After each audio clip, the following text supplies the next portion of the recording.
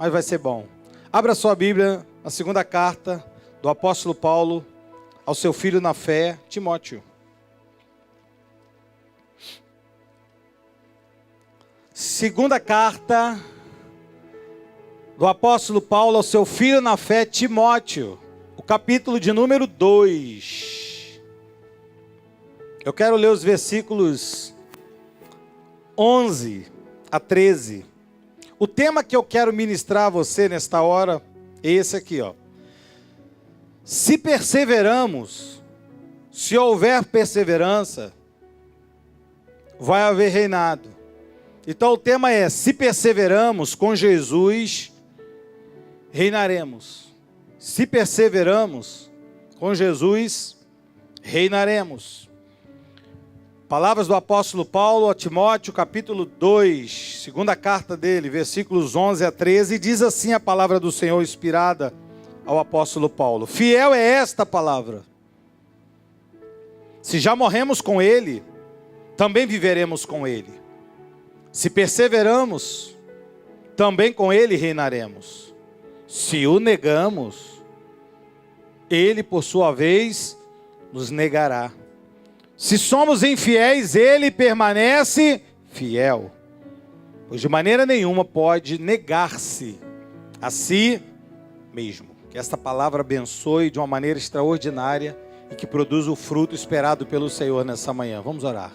Vamos pedir que o Espírito de Deus fale a você. Pai, eu quero te agradecer nesta manhã de domingo, dia dos pais. E Paulo, como um pai, nos orienta agora a igreja a vivermos da maneira que o Senhor quer.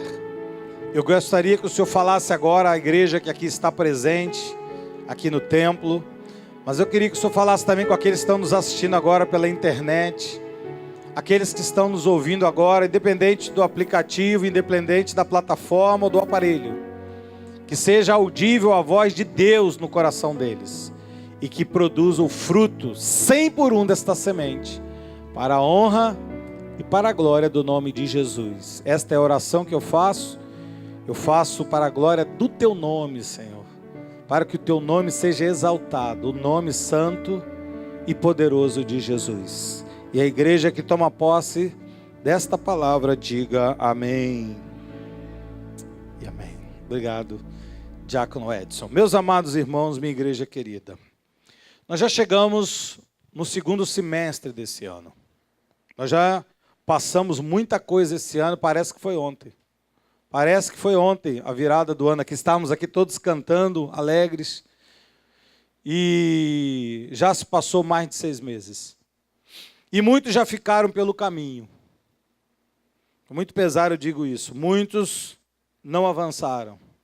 Muitas pessoas fizeram planos, fizeram votos aqui na virada do ano, no mês de janeiro. Falaram: eu quero, eu preciso, mas agora já se esqueceram de tudo. Já largaram de mão os sonhos, os planos, as orações, os projetos, os votos, já largaram tudo de mão. Já desanimaram. Vou utilizar a palavra do apóstolo Paulo. Não perseveraram. E eu quero nesse dia, apesar da palavra ser uma palavra doutrinal, pastoral e exortativa, eu queria, em nome de Jesus, que você recebesse essa palavra no teu coração com amor, porque eu quero explanar esse texto com muita profundidade para você. Porque é um texto muito lido pelos evangélicos, mas é um texto talvez pouco compreendido. Algumas pessoas ainda, elas não se tocaram, que já passou 6 meses da vida, só nesse ano, porque se você for contar a idade, o tempo passado de vida, muitos anos já se passou, talvez. E essas pessoas vão começar a colher, irmãos, daquilo que plantaram. Porque há uma tônica no reino dos céus. Deus é justo. E na sua justiça, Ele chama de lei da semeadura e da colheita. E muitas pessoas vão colher daquilo que plantaram ao longo do tempo. E eu sei também que outras confundiram a palavra profética desse ano, que está na visão do Todo-Poderoso. O que eles pensam? Se eu estou na palavra profética, é como um mantra. É uma palavra mágica. E não é. É uma questão de postura, é uma questão de disciplina, é uma questão de perseverança. A primeira coisa que eu quero que você perceba nesse texto, que eu vou ter ele como base, é o objeto desta passagem. O objeto desta passagem que nós acabamos de ler aqui, esses 3 versículos, é o versículo 11. Fiel é esta palavra. Ok. Paulo já começa dizendo a Timóteo, Timóteo, fiel é esta palavra. Lembre-se que ele já está no 2º capítulo desta carta. Então ele já falou muita coisa aqui atrás. Então ele não está falando daquilo que talvez você vai ver daqui para frente somente, mas o que também ele já falou. Na sua primeira carta, nesta carta aqui, no seu 2º capítulo. E o que ele diz, Paulo, esta palavra fiel? Se fiel é esta palavra, o que ela diz? Bem, eu enumerei aqui 4 coisas que você, fazendo uma exegese dessa palavra, você vai entender facilmente. 4 coisas Paulo explica a Timóteo para que ele viva, e eu queria que nesta manhã você entendesse essa palavra. E quando eu digo entender, é recebê-la no coração, não é só ouvi-la. Entender a gente entende, estou falando em português, estou falando pausadamente, você vai entender. Agora, eu quero que você aplique ela à sua vida. E a primeira coisa que eu vi aqui, Paulo nos explica através de Timóteo, ele diz assim, ó, no versículo 11, se já morremos com ele, viveremos com ele. Então existe aqui uma condição. Qual condição, pastor? Para você viver com o Senhor, você tem que morrer primeiramente junto com ele. Quando ele morreu na cruz, Paulo em Romanos fala, fazendo alusão futurística, ele diz que nós também morremos com ele.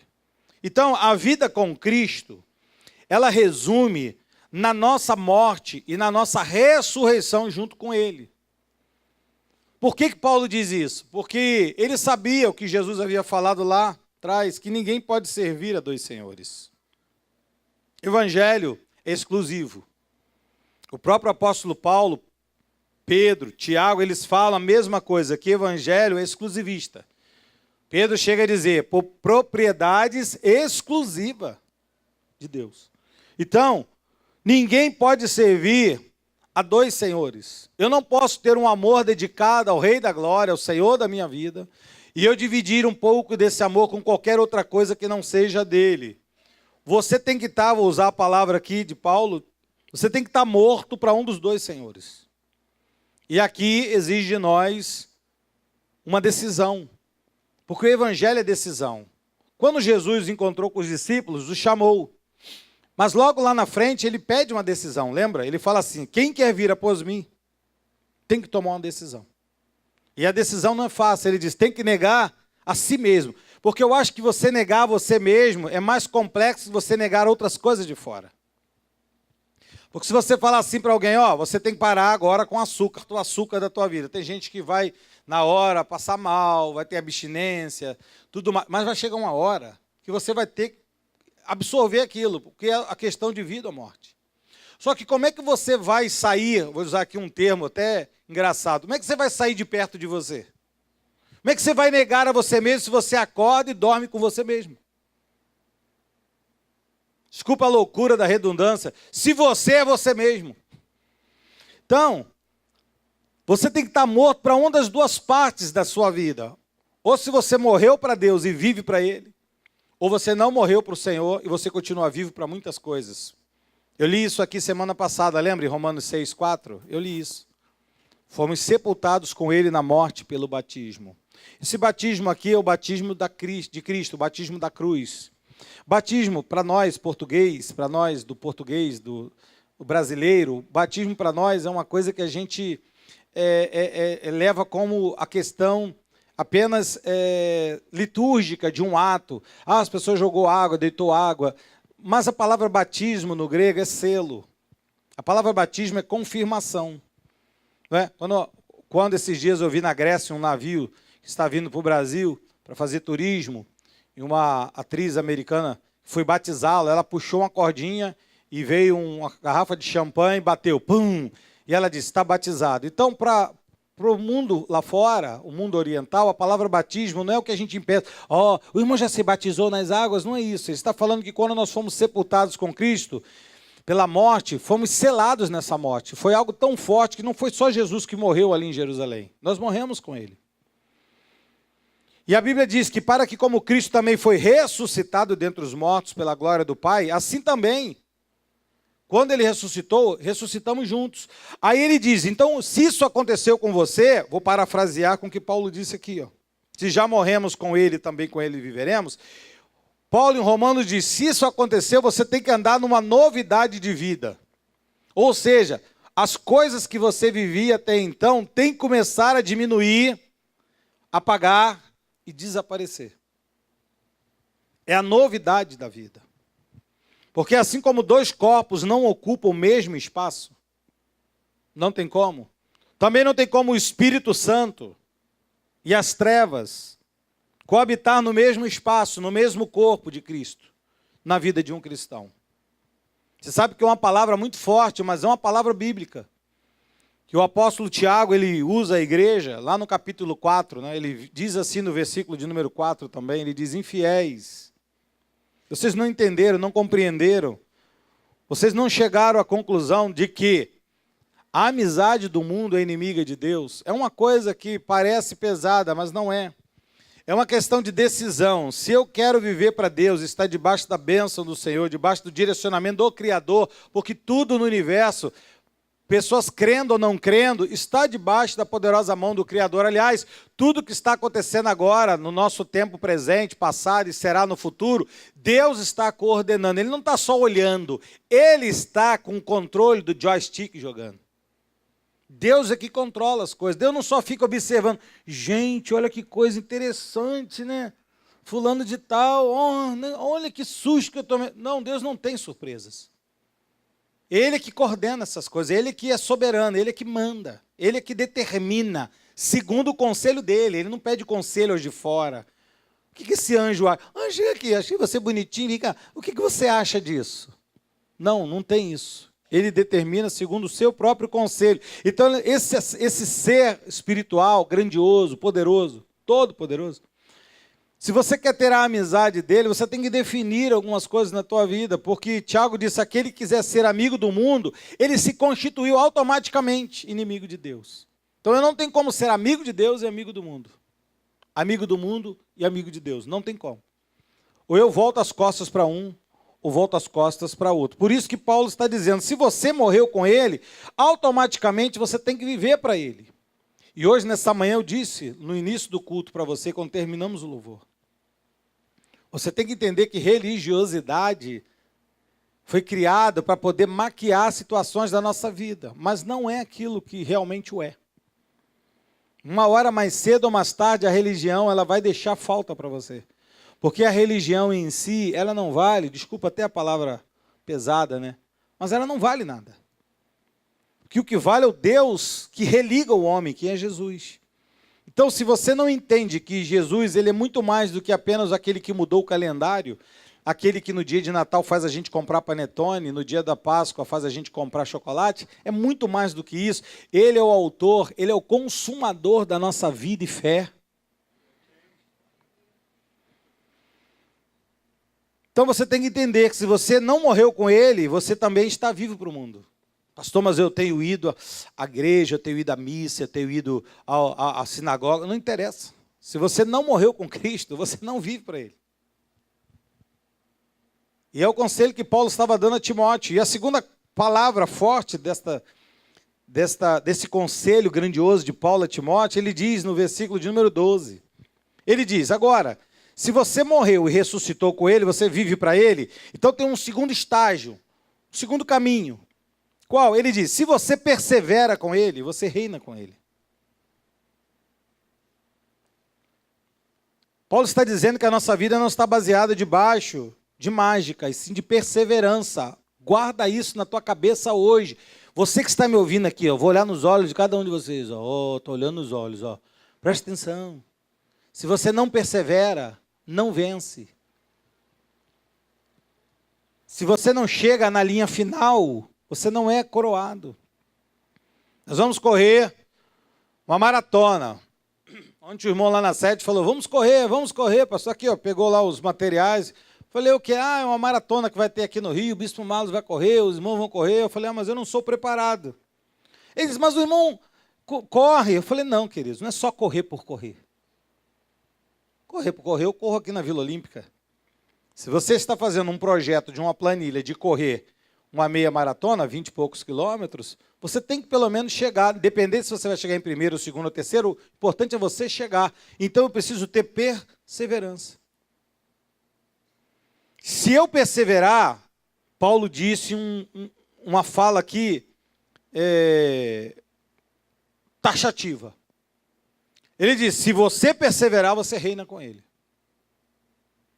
Então a vida com Deus é uma vida de perseverança. Deus não nos trata como aqueles que não têm compromisso com o reino. Existem várias pessoas. Na época de Jesus haviam várias. Pessoas que chegavam perto de Jesus pelo pão. Outros chegavam perto de Jesus pela cura. Outros chegavam apenas para ver como é que ele era. Um homem simples que fazia tantas coisas e falava com quem tinha autoridade.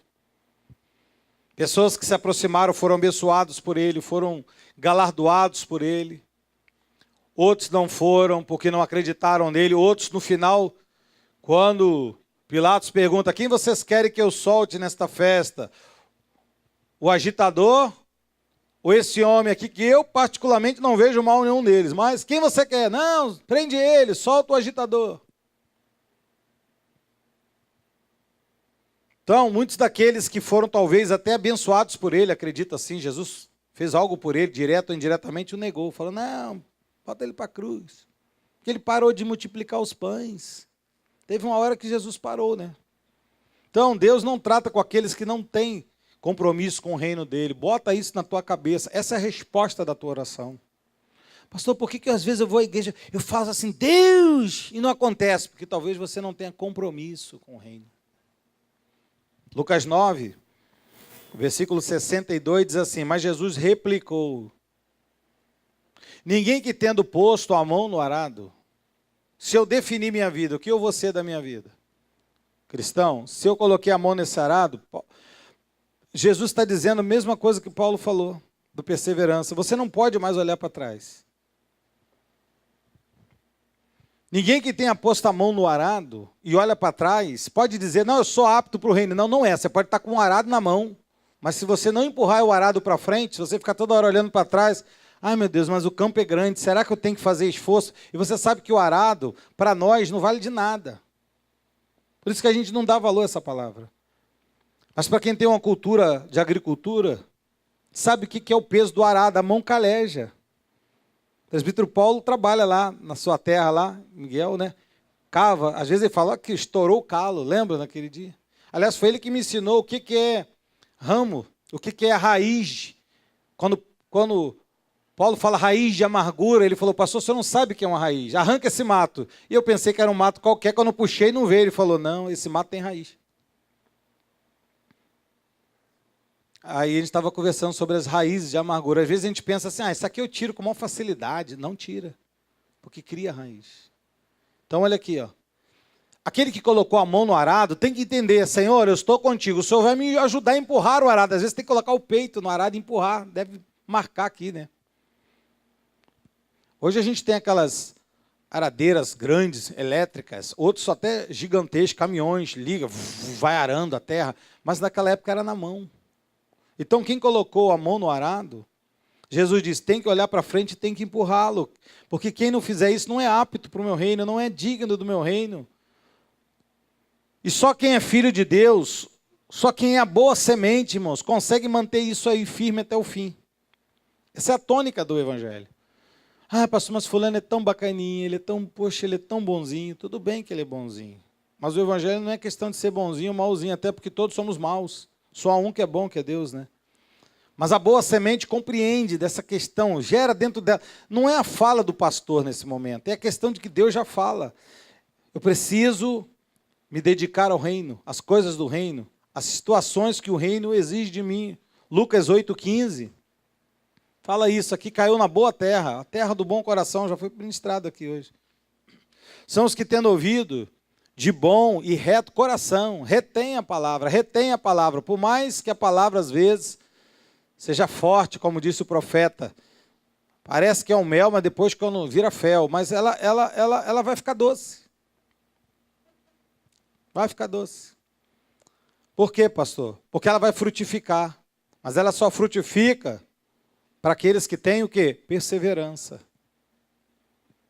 Eu não posso ouvir a palavra de Deus, igual acontece em muitos lugares. As pessoas leem a palavra de Deus, às vezes acreditam que ela é de Deus, mas não dão créditos à palavra de Deus. Estão correndo sérios riscos. Por quê, pastor? Porque não vão reinar com Ele. A nossa vida ela é provada, irmãos, todo dia. E se ela é provada por consequência natural, ela é aprovada ou reprovada.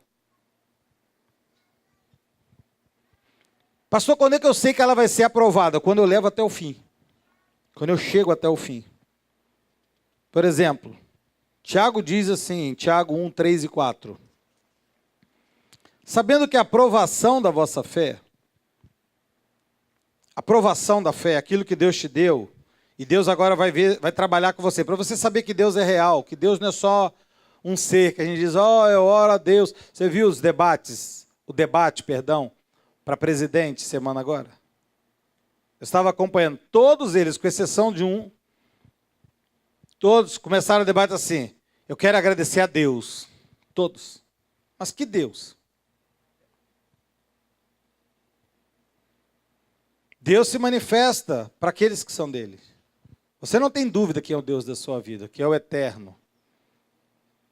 Que é o Pai do nosso Senhor e Salvador Jesus Cristo. Por quê? Porque a aprovação da fé, uma vez confirmada por esse Deus em nós, por mais que você sofra, por mais que as batidas do coração aumentem, a adrenalina suba, você sabe que na hora Ele chega junto com você, te guarda, te protege, te livra, te dá vitória. Aí você fala, Deus é real. E isso produz o quê? Tem que produzir o quê? Perseverança. Pastor, por que às vezes não produz perseverança? Porque no meio dessa aprovação, no meio desse caminho, a gente o abandona. No meio do caminho, a gente abandona tudo. Aliás, irmãos, não estou dizendo de coisas ruins, de provação ruins, não. Porque quando a gente fala provação, a nossa mente, que tem um sistema muito peculiar e às vezes autônomo, pensa assim, nossa, a pessoa deve passar igual lá no Oriente, né? Você é crente, vou esgoelar você, vou passar o serrote no teu pescoço, você é crente. Não é isso, não. Às vezes a provação é outra coisa. É você ter muitos bens, passar a ter uma vida regada e você começar a esquecer que é Deus que te deu aquilo. É você. Para que igreja, para que Deus? Como é que eu estou reinando? Eu estou reinando. Será que está mesmo? Será que estamos mesmo? Por isso que o livro de Hebreus exige um encorajamento, que hoje eu falei para um irmão que só vive viajando na igreja e fica mandando florzinha para mim. Falei, irmão, primeiro para de mandar flor para mim que fica feio. Homem mandando florzinha é feio, né, irmão? E segundo, tamo junto. Falei, não tamo junto. Você tá, eu não sei nem onde você está. Olha ali. Com efeito, nós temos uma necessidade. Qual necessidade? A gente não tem necessidade de beber água? De se alimentar, de ir ao banheiro, de tomar banho, de fazer exercício. Há uma necessidade. Às vezes, quando a gente deixa de fazer uma dessas necessidades, dá problema. Não, pastor, eu bebo água, tá? Você bebe água, você faz exercício? Eu faço exercício, pastor, eu faço. Eu pego a colher, agora o garfo, colher, garfo, faca. Não é esse exercício. Há uma necessidade, mas existe uma necessidade da vida. Qual é a necessidade da vida? Perseverança. Muitos chegaram no dia de hoje. Você quer ver uma coisa interessante?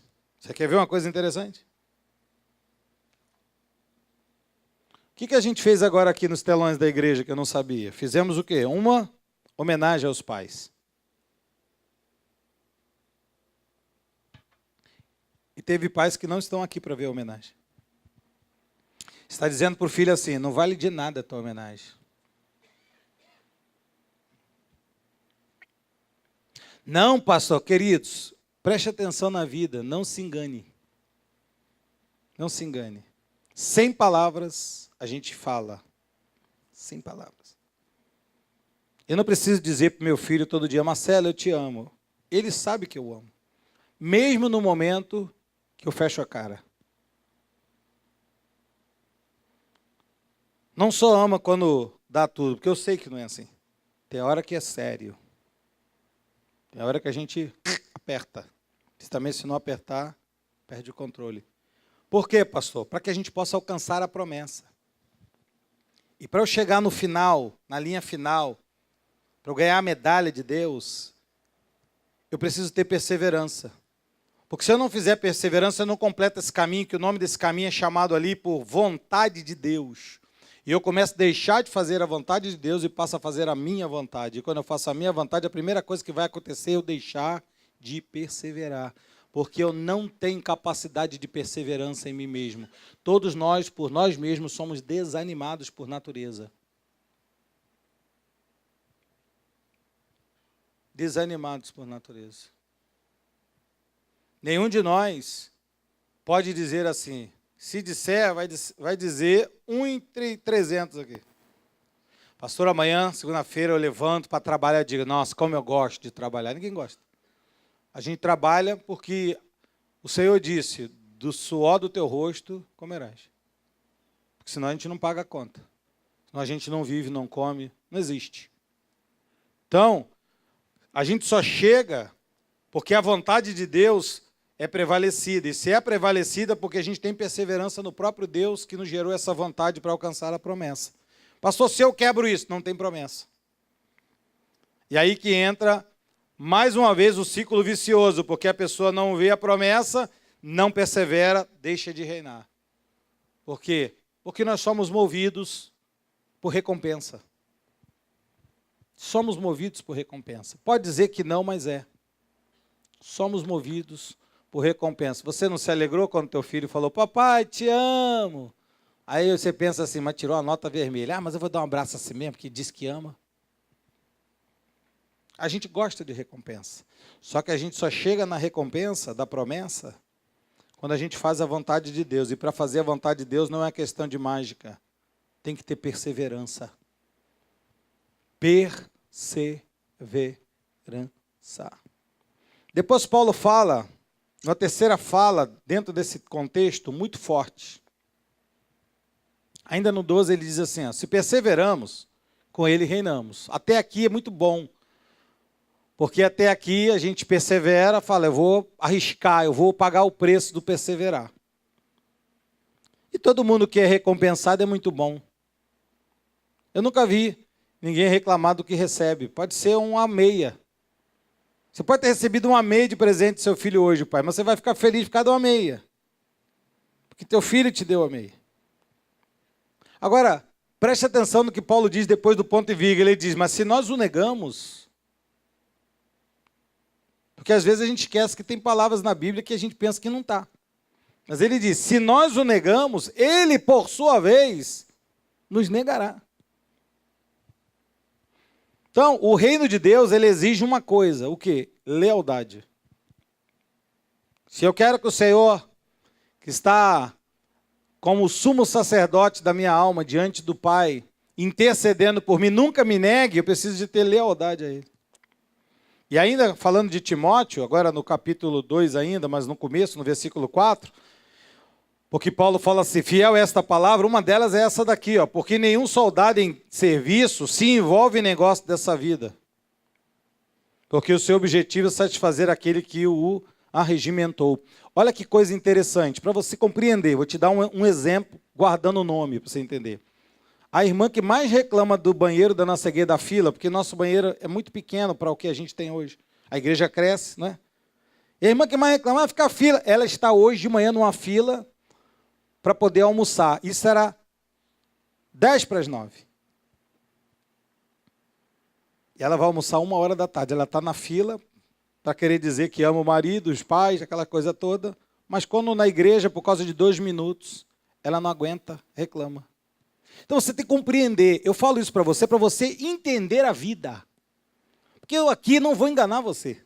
Você pode ter certeza. Você que está me assistindo pela internet, eu não vou enganar. Porque eu também já sentei nesse banco aí, eu não gostaria de ser enganado pela pessoa que está aqui falando. Então o que eu estou te falando é o segredo da tua vontade. O segredo dos teus sonhos realizados, aquilo que você sozinho, ninguém sabe, só você e Deus. Você fala, poxa, pai, apesar de tudo isso, vou falar um negócio para o senhor aqui, mas nem vou abrir a boca, vou falar só com a mente para que ninguém ouça. O segredo é isso aqui, ó. Se você é um soldado do Senhor, Paulo está falando, fazendo alusão certamente ao que ele viu em Roma, não se envolve em outras coisas. O motivo e o objetivo é satisfazer aquele que o arregimentou. Se você entender que a segurança em Deus te traz uma cumplicidade, uma lealdade a Deus, de você falar, Senhor, eis-me aqui. O que o Senhor espera de mim? Coisa simples, irmãos. Deus pede a gente, Deus nunca pediu para a gente fazer nada fora do normal. Outro dia um irmão falou assim, pastor, o senhor está preparado para morrer para Jesus? Eu falei, não, estou preparado para viver para Jesus. Não quero morrer para Ele, quero viver. Por que eu vou ter que morrer? Então Jesus foi muito claro, aliás, ele só foi claro com os seus discípulos. Em Lucas 12, ele fala assim no 8 e 9, digo-vos ainda, ele já tinha dito do arado, agora ele diz assim, todo aquele que me confessar diante dos homens, aquele que exteriorizar, aquele que falar assim, não, minha postura é essa, diante dos homens, diante de pessoas normais, mortais, ele diz que o Filho do Homem, que é Jesus, confessará diante dos anjos de Deus, aí já é uma coisa sobrenatural. Talvez você nem perceba, nem imagine, nem viu. Mas quando você confessou a respeito de Jesus, o que Ele é, o que Ele representa na sua vida, a grandeza dEle, e essa lealdade a Ele, você não viu, mas Deus viu que Jesus o confessou, o elogiou diante dos anjos do Pai. Isso é sublime demais. Por que às vezes a gente está em situações, as coisas acontecem, a bênção vem e você fala, nossa, glória a Deus. Por quê? Por causa de, às vezes, de uma confissão tua diante de Deus. De uma postura tua. Na hora que você tinha que fazer, você fez da maneira que tinha que ser. Não abriu mão, às vezes com dor, com lágrimas. Pessoas zombando, criticando. Cara, eu quero ver o crente, o que ele vai tomar de decisão ali. Está precisando, vamos ver se ele vai abrir mão. Vamos ver se ele se corrompe. Vamos ver agora que eu quero ver, na hora da pressão. E você, debaixo de uma pressão, diz, não. Eis-me aqui, Senhor. Eis-me aqui. Mas o que me negar diante dos homens, será negado diante dos anjos de Deus. Olha, mano, isso é Bíblia, tá? Isso é Bíblia. Então, os filhos de Deus, eles têm uma característica própria e exclusiva. Própria e exclusiva, os filhos. Só os filhos têm. Qual, pastor? 1 Coríntios 12, 3. Por isso eu vos faço compreender que ninguém que fala pelo Espírito de Deus afirma anátema a Jesus, ou seja, Jesus é maldito. E por outro lado, também ninguém pode dizer que é Senhor, se não for pelo Espírito. Ou seja, tudo que eu confesso passa pelo crivo não do que eu acho, mas daquilo que o anjo, o Espírito de Deus, o ser de Deus na minha vida, faz eu confessar e falar. Eu não digo que sou crente porque quero dizer. É porque o Espírito de Deus gera isso dentro de mim. Pastor, outro dia os caras estavam falando contra Jesus, falando que Jesus é isso, aquilo. Não tem o Espírito de Deus, irmão. Eu nem me aborreço com essas coisas. Não tem o Espírito. Vai dizer anátema, Jesus. Agora a questão é nós que estamos no métier chamado gospel, crente, sei lá o nome que se dão, evangélicos, mas se a nossa confissão não é bem parecida com aquela pessoa. Ninguém pode dizer Jesus é o Senhor se não for pelo Espírito. Então, se nós o negamos, Ele nos nega. Isso é muito ruim. Você pode ser negado por quem for, mas negado pelo Eterno é muito complicado. Há pessoas que vão receber uma voz assim, ó. Quem? Eu fiz, Nunca vos conheci. Quem é você? Imagina o Deus onisciente, onipotente, o Deus presciente, dizer, nunca vos conheci. Não é uma fala bonita, não, é uma fala de desespero. E por fim, a quarta palavra que eu vejo aqui dentro desse conselho de Paulo a Timóteo está no versículo 13 agora. Ele diz, se nós somos infiéis, e muitas pessoas confundem esse versículo, olha como confundem, porque eu já vi vários crentes confundidos aqui. Diz assim, mas se eu sou infiel, ele permanece fiel. Claro, ele permanece fiel. Está escrito. Por que ele permanece fiel? Ele diz, tipo, de maneira nenhuma ele pode negar-se a si mesmo, não é a mim, é a ele. É a ele, não é a mim. Ou seja, quando você lê rápido, dá a impressão que o texto está dizendo que Jesus é fiel à minha infidelidade. Não. Ele está dizendo isso não. Não é isso que o texto está dizendo. O texto está dizendo que Jesus é inalterável contra a sua própria fidelidade a ele mesmo. Está querendo dizer o quê, pastor? Diz que eu e você podemos vir a ser infiéis, mas ele não muda. Ele permanece fiel. Agora a pergunta é, fiel a quê, pastor? Ele já respondeu, a si mesmo. Ele é fiel a ele mesmo, não é a mim. Não, eu fui infiel, mas Deus é fiel a mim. Não é isso que está escrito. Eu vou ler de novo. Se somos infiéis, ele permanece fiel. Ou seja, eu posso ser infiel, mas ele não altera, ele continua. Ele não fala assim, estou contigo nessa, vamos estar infiel junto. Não. Ele permanece fiel. E segundo ele diz, porque ele não pode negar a ele, não é a mim. Ele vai falar assim, ó, que seja você, eu não mudo. E ele não muda o quê? Primeiro, ele não muda, ele é fiel à sua palavra. Ou seja, o que está escrito aqui, ele não vai alterar por mim e por você. Não vai. Eu já te contei uma história que eu estava pregando num lugar, numa igreja, e antes de pregar alguém fez um pedido de oração, alguém pediu, ore por mim que eu estou com uma causa na justiça. Aí o outro lá falou, eu também estou, ora por mim. Aí o pastor falou, pastor, ora por eles. Eu falei, na hora eu senti um desejo de não orar por ele. Eu falei, na hora o senhor que é o pastor. E graças a Deus que eu não orei. Porque depois do culto eu descobri que a causa na justiça era um contra o outro. Aí eu falei, mas pastor, a Bíblia diz, Paulo disse, vocês não podem se jogar em tribunal um contra o outro. Como é que Deus vai ouvir uma oração dessa se a oração está contra a palavra dele? Então, Jesus está dizendo aqui, eu não vou ouvir essa oração. Por quê? Porque eu sou fiel a mim mesmo. Eu já falei que não pode ser assim. Isaías 55:11 tem um texto que você conhece assim, será a palavra que sair da minha boca, ela não pode voltar vazia. Ela tem que fazer o que apraz, ela tem que prosperar naquilo que eu a designei. Eu disse, tem que se cumprir o que eu disse. Mas pastor, deixa eu te explicar uma coisa, porque, queridos, Deus não vai mudar a palavra dele, porque se Deus mudar um dia, uma vírgula da palavra dele para agradar a mim e a você, acabou tudo. O sol bate na lua, explode. Acabou. Lucas 21:33, passará o céu e a terra.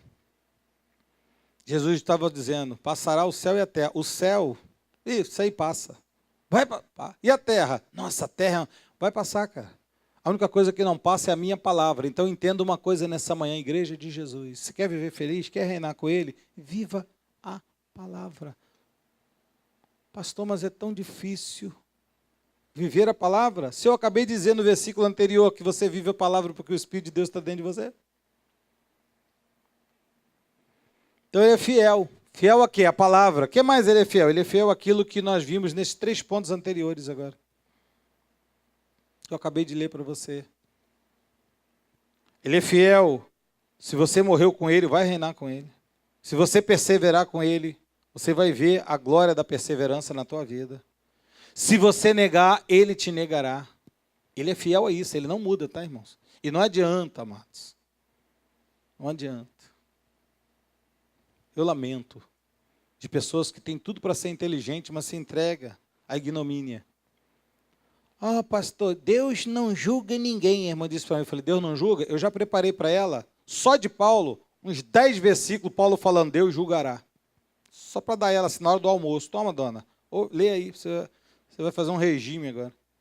Quem disse que Deus não julga? Aliás, ele é o único que pode e que julga. O único, nem eu nem você temos autoridade de julgar ninguém. Mas ele tem. E ele julga. Aliás, ele julga com equidade e julga de uma maneira assim muito fraca. Jesus julga de uma maneira muito fraca. Sabe como é que ele julga? Como fogo consumidor. Então, na palavra profética desse ano, existe uma passagem no versículo 19, que a gente só se atenta para o 26, mas tem o 19, que diz, Deus não é homem para que minta. nem filho do homem para se arrependa. A gente que tem que se arrepender, irmãos, não é ele. Porventura ele prometeu, não fará, ou tendo falado, não vai cumprir? Se Deus falou, acredite, ele vai cumprir. É porque a gente acredita só na parte boa da fase. Tudo bem, é legal. Deus disse que vai nos levar para o céu. Amém. Deus disse, se perseveramos também com ele, reinaremos. Mas ele também disse, se o negamos, ele o negará. E ele não vai deixar de cumprir o que ele falou. Se você for infiel, eu não vou mudar por causa de você. Eu vou permanecer fiel aos meus princípios e meus atributos. Ele é fiel a ele mesmo. Diga, fiel a ele mesmo. Existe uma canção que eu gosto muito, que a gente canta aqui, o Senhor é fiel a nós, tu és fiel a nós. Mas eu fico às vezes perguntando, será que essa canção é correta? Se Deus é fiel a mim? Pô, se ele fosse fiel a mim, coitado dele. Tem hora que ele fala, meu Deus, me dei mal. Entrei no barco com ele, onde foi parar? Era para ir a Nínive, fomos para Tarsis. Era para ir a Nínive, fomos para Tarsis. Malaquias 3:6. Das últimas falas do Senhor no Antigo Testamento é: porque o Senhor não muda e por isso vós, filhos de Jacó, não são consumidos. Vocês só não são consumidos porque um dia eu disse assim, eu não vou consumir vocês. A minha misericórdia vai se renovar toda manhã. Por causa disso, eu estou aqui em paz e você em paz também. Amém, amados? Mas não podemos esquecer. Se perseveramos, reinamos. Se você começa, daqui a 15 dias nem precisa perguntar nem a Deus, nem a ninguém, gente. Vamos criar maturidade. Eu não sei por que isso está acontecendo comigo. Só você perguntar para mim, eu vou ficar 5 minutos conversando com você e vou te explicar. Vou fazer um livro da tua vida. Primeiro eu já vou dizer, você não persevera. Se você perseverar, chega. Deus está dizendo para mim e para você nessa manhã, ouça. Quero encerrar com isso aqui, Deus está dizendo para mim e para você nessa manhã. Pode passar por o que for, mas se você perseverar, chega no fim. Só não chega no fim quem não persevera, quem abre mão. Abre mão de lutar. O amigo do meu filho luta. Essas lutas aí, doido aí. Forte, soco na cara, chute no nariz. Ele estava falando, fiquei tantos dias treinando, emagrecendo, porque eu tinha que bater o peso. Uma loucura. No dia da luta, o meu oponente não foi. Falei, mas ele ganhou, cara. Mas o cara quer ganhar lutando. Ninguém quer ganhar por WO, gente. Porque quem ganhou por WO não teve o gosto do sacrifício que você fez, da obediência que você teve, de ouvir aquela voz assim, vinde, benditos do meu Pai. É melhor você ouvir assim, vinde, na porta do céu, o Rei da Glória te esperando, falar assim, vinde, benditos do meu Pai. Entra no gozo do teu Deus. Não é melhor assim? Ou você ouviu alguém falar assim, foi salvo pelo fogo. Você quer estar em qual das duas classes? O vinde benditos ou salvos pelo fogo? Você compreende? Por toda a eternidade, hein? Tua vizinha foi salva. Ela estava até lá. Olha lá, vizinha. Foi salva no fogo. E aí, vizinho? Ô, vizinho! Chegou, né? Para Deus é fiel, e chegou. Olha o bullying gospel.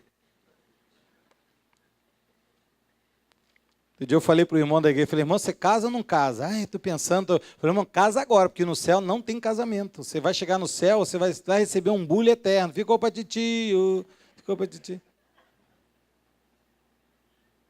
Jesus está dizendo que se a gente persevera, a gente reina.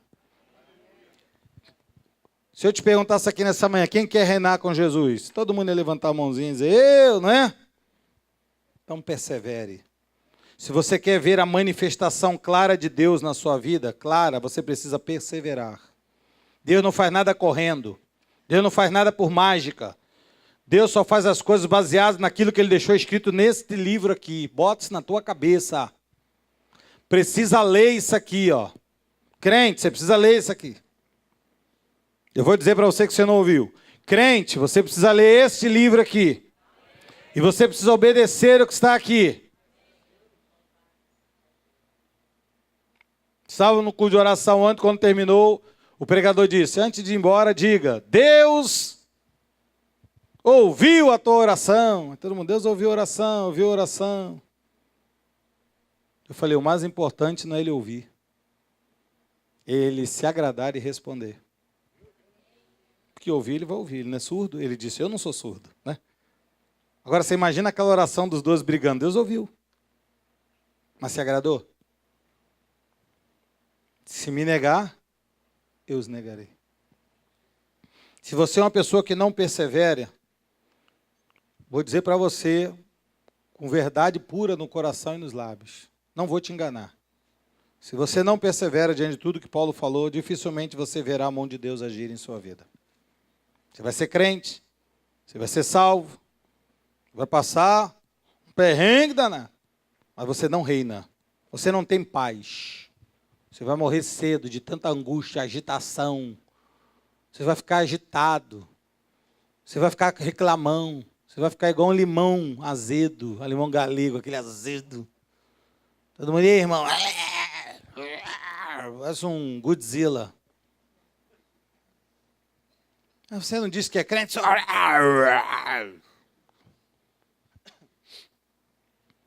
Mas se você persevera, mesmo nas aflições, porque aflições são inerentes dessa terra. Meu amado, nasceu, você já recebe uma carteirinha, Clube dos Aflitos. Pastor, quem é que vence no Clube dos Aflitos? Os perseverantes. Você entendeu o que eu falei nessa manhã? Todos aqui entenderam? Tem que entender. Se amanhã, segunda-feira, você vai lembrar da minha voz dizendo, persevera. Ó dia, ó céu, ó, ele já passou correndo. Eu gosto muito daquele desenho, cara, do Wall-E. Eu vou, ó, ele já foi, e eu fiquei. Até que um dia alguém fez o desenho da tartaruga que correu mais que a lebre. Ela não correu mais que a lebre? Correu a mesma coisa. Só que ela foi perseverante. O cara que fez aquele desenho foi para quebrar o estigma da tartaruga. Ele disse, importa não é correr rápido, importa é chegar no final. Aprenda a vida. Não importa se você vai chegar lá na frente de primeira, o que importa é você chegar, disse Paulo. E para chegar, só basta uma coisa. Pastor, eu tenho que entrar na academia? Não. Pastor, eu tenho que... Não. Não. O que você precisa, disse Paulo, é perseverar. Se perseveramos, com Ele reinaremos. Assim seja. Assim disse a palavra do Senhor.